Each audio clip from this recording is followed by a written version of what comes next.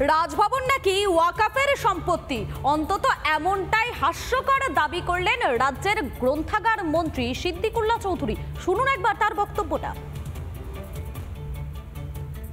রাজভবন এটা ওয়াকাফ, তখন নাকি 150 টাকা ভাড়া দেওয়া। ওয়াকাফ সম্পত্তি নিয়ে বিতর্ক বহুদিনের। এ নিয়ে দখলদারির অভিযোগ উঠেছে অসংখ্যবার। ধর্মের অজুহাতে অন্যের সম্পত্তি কবজা করা নিয়ে জলঘোলাও হয়েছে বিস্তর। আর এতেই চিরতরে দাড়ি টানতে উদ্যোগী হয়েছে কেন্দ্রের নরেন্দ্র মোদী সরকার। আর তাতেই ফোঁস করে উঠছে বিরোধীরা। বন্ধ হতে চলেছে এতদিনের জারি জুরি। খেলা শেষ হবে দোষণের রাজনীতিরও। আর এতে গায়ে জ্বালা ধরেছে ইন্ডির। আর তাই হয়তো যা পারছেন তাই বলছেন এ রাজ্যের শাসক দলের গুরুত্বপূর্ণ মন্ত্রীও। একবার শুনুন সিদ্দিকুল্লাহর সেই হাস্যকর দাবি। মুঘলের জামানায় ওয়াকাফ প্রপার্টি 6 লাখ। যখন ব্রিটিশ আসে তো ওয়াকাফ সম্পত্তি ক্রমাগত হস্তান্তরিত হতে থাকে। এই অবস্থায় থেকে আজ থেকে প্রায় 30-35 বছর আগে সিপিএমের জামানায় আমি কিছু অনুশীলন করেছিলাম। তাতে জেনেছিলাম যে কি নাম রাজভবন এটা ওয়াকাফ, তখন নাকি 150 টাকা ভাড়া দেওয়া। কিছুদিন আগে শাহাবুদ্দিন রাজবীর দাবি করেছিলেন যেখানে কুম্ভ হচ্ছে সেটা নাকি ওয়াকাফের জমি। এদিকে মন্ত্রীর এই দাবি চাউর হতেই জোর সমালোচনা শুরু। এই সম্পদ দখলের যে ষড়যন্ত্র সেটা যখন আজকে ফাঁস হয়ে যাচ্ছে সংসদের দ্বারা, গর্ত থেকে কিলবিল করে সাপ যে বেরোবে তা আমি খুব একটা আশ্চর্য। সিদ্দিকুল্লাহ সাহেবের পশ্চিমবঙ্গের দিকে না তাকিয়ে ওনার নিজের উচিত এই ধরনের প্রলাপ না বকে, উনি যে গ্রন্থাগার মন্ত্রী, ওনার অনেক মন্ত্রীরা জেলে টেলে আছে, তাদের বইয়ের ব্যবস্থা করা। এতদিন ওয়াকাফের নামে চলত জুলুমবাজি।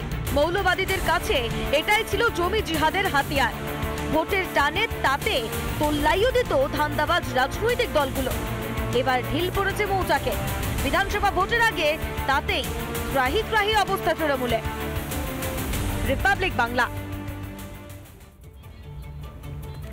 আর এবারে এক নজরে দেখে নেওয়া যাক ওয়াকাফ সম্পত্তির পরিমাণ ঠিক কতটা পরিমাণ রয়েছে। এক নজরে আমরা দেখে নেব।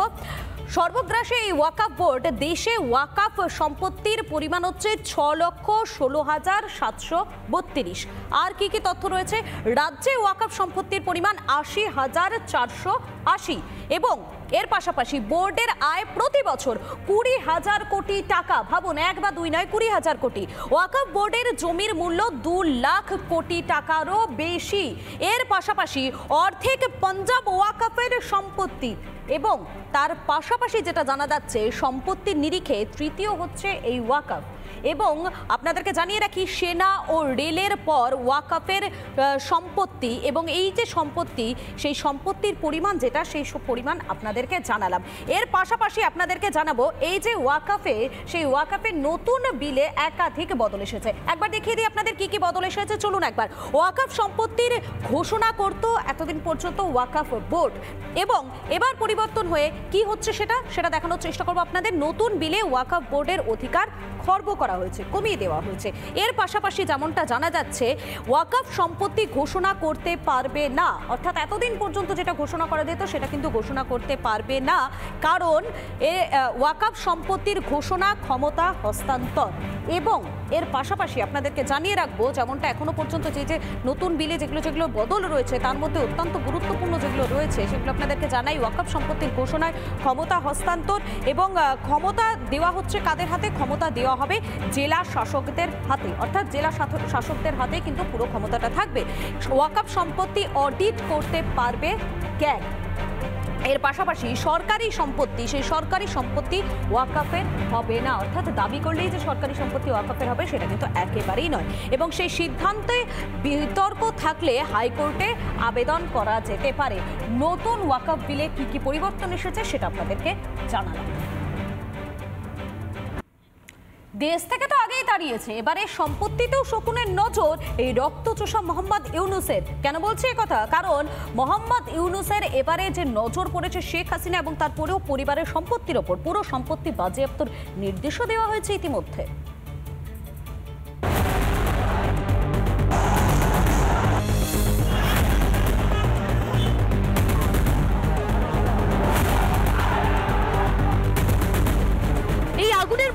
মুজিব কন্যার সম্পত্তি বাজেয়াপ্ত করার ছক।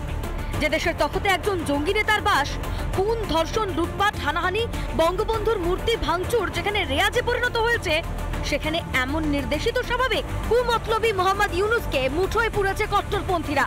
মৌলবাদীদের তালে তাল মিলিয়ে উন্মাদ বৃত্ত করে চলেছে নির্লজ্জ ইউনুস। সেই ইউনুসের হয়ে গোলামি খেটে চলেছে বিচার ব্যবস্থা। আর সেই আদালতের নির্দেশেই হাসিনা ও তার গোটা পরিবারেরই সম্পত্তি বাজেয়াপ্ত হতে চলেছে। 5ই আগস্ট স্বাধীন দেশ ছেড়ে প্রাণ হাতে নিয়ে পালাতে হয়েছিল শেখ হাসিনাকে। মুজিব কন্যার হাত থেকে ফসকে গিয়েছে হাসিনার ও বঙ্গবন্ধুর বাড়ি ও সম্পত্তি।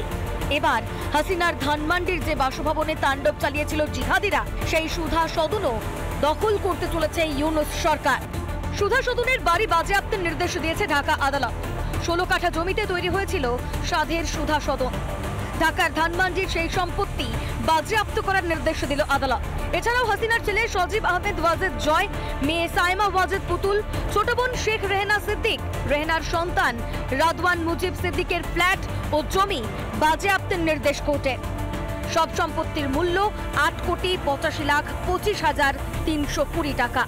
শেখ হাসিনার নামটাই তাদের বিপর্যয় আনতে বাধ্য, তাই শেখ হাসিনার নাম তারা মুছে দিতে চায়। শেখ হাসিনার পিতা বঙ্গবন্ধু মুজিবুর রহমানের নামও তারা মুছে দিতে চায়। নানান দল খুব একটা কাজে দেয় না। যদি দেখা যায় শেখ হাসিনার তার জনভিত্তি এখনো আছে, জনপ্রিয় থাকলে উনি তাদের মনের জায়গাটা আবার ফেরত চলে আসতে পারবেন মানুষের মধ্যে। যে বিচার ব্যবস্থা মুক্তি দিতে পারে না একজন হিন্দু নেতাকে, যেখানে বিচারহীন অবস্থায় 4 মাস ধরে জেলের ঘানি টানতে হয় এক হিন্দু সন্ন্যাসীকে, সেই বিচার ব্যবস্থায় ইউনুসের বিরোধীদের সম্পত্তি কাটতে সিদ্ধহস্ত। রিপাবলিক বাংলা। নানা ধরনের কন্টেন্ট দেখার জন্য লাইক করুন, শেয়ার করুন আমাদের ফেসবুক পেজ, সাবস্ক্রাইব করুন আমাদের ইউটিউব চ্যানেল। পাশাপাশি অন্যান্য ব্রেকিং নিউজের জন্য অবশ্যই চোখ রাখুন রিপাবলিক বাংলায়।